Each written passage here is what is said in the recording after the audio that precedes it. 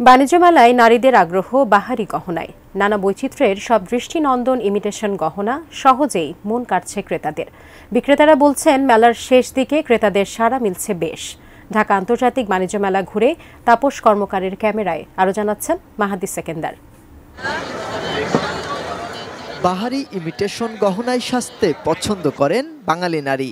তরুণী বা গৃহিণী সবারই চাই শাড়ির সঙ্গে গহনা। তাই হাল ফ্যাশনের এই যুগে পোশাকের সঙ্গে মিলিয়ে গহনাও কিনছেন নারীরা।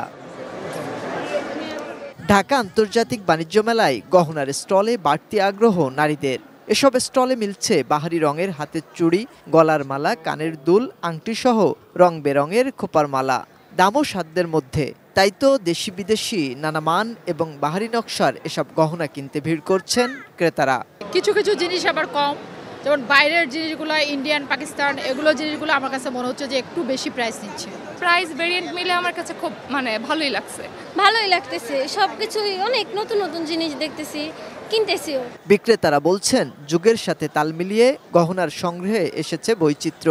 ক্রেতা আকর্ষণে রেখেছেন ছাড়ও। শোরুমে যেটা মনে করেন যে 1000 টাকা বিক্রি করি, এখানে আমরা প্রাইস ডিসকাউন্ট করে 800 টাকা করে বিক্রি করতেছি। আগামী যে কদিন আছে আশা করছি ভালো হবে ইনশাল্লাহ। ডিফারেন্ট কালেকশন তো, যে কারণে মেয়েদের লেডিস যে কালেকশনগুলো আমাদের আপডেট কালেকশনগুলো আমাদের কাছে আছে।